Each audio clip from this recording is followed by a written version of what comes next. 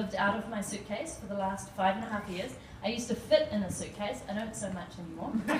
And I've built an entire brand around freedom and living and working from anywhere because I'm passionate about it. So I've set up my business to be able to be run from a laptop and a smartphone from anywhere in the world. And it's been a bit of a wild journey, and I never really thought I'd monetize myself, but that's what we will do.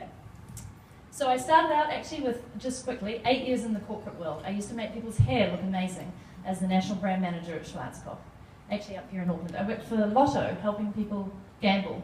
I then went to London and I worked for Bausch & Lomb, and I helped people get better eyesight through refractive laser eye surgery. All of this was branding, marketing, and business development.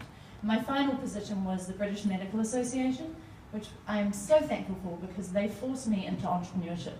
I couldn't stand the bureaucracy, the office politics, and I had this amazing role on paper, amazing pay, this ability to help transform doctors into entrepreneurs, and they just stopped me at every single point, and it suddenly made me realize that I wasn't prepared to work for the man anymore, certainly not a senior management team of 50-year-old white males in an old boys club, and I was off. So I went to Canada, which is probably why Nat and I are so awesome, and I actually co-founded a technology startup called Fundraiser, which still exists today, and is the #1 fundraising application on Facebook. I can't put my hand up for saying that was all me, but I was there from the beginning. So this was my foray into entrepreneurship. And a quick, short, doodly story of it is, in 2010, I started this blog called Women's World, because like Nat was talking about tonight, I was sick and tired of not seeing enough co-founders or CEOs who were women, and all the events that I was going to in the tech industry was like 95% men.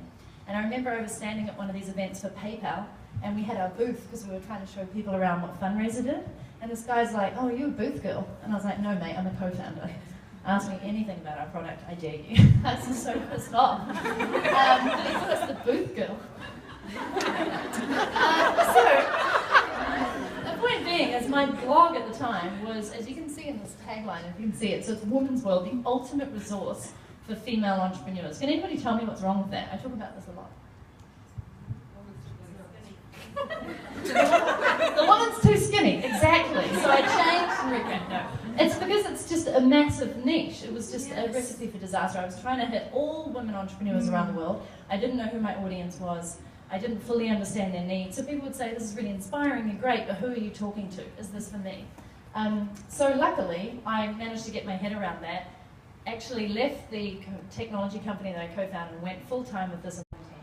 And straight forward to today, I've had my business for 5.5 years.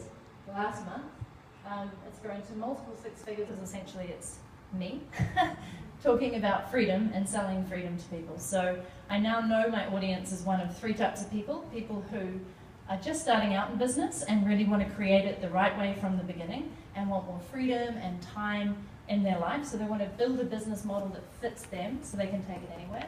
Or it's established business owners who want to travel the world and be location independent. Or more commonly, because somebody asked me this tonight, it's established business owners who work from home and have kids and relationships and frankly just want their life back. So that's what I help people to do. Can anybody relate to one of those 3 avatars? Okay, great. And my audience used to be like 80% women and 20% men, and these days it's more 60-40 women, men. And I've definitely noticed it's my age demographic of sort of the mid-30s through into 40s, and a lot of people who simply want to have more time and quality time with their family and friends. So that's what I'm all about. I've had a ton of amazing press, and you will see me on 60 Minutes on Monday night in Prime, excited, wearing this, just so you don't forget me, because this is exactly what I wore when I was up here for it, along with the lovely Catherine Newton, and they're actually doing a segment on lifestyle entrepreneurs, freedom business owners. So I'm so excited about that, because I feel like this is an area that gets overlooked, or people think it's a little bit dreamy and not real, and that's so not the case. It's absolutely possible. So look out for that on Monday night. I wrote a best-selling book.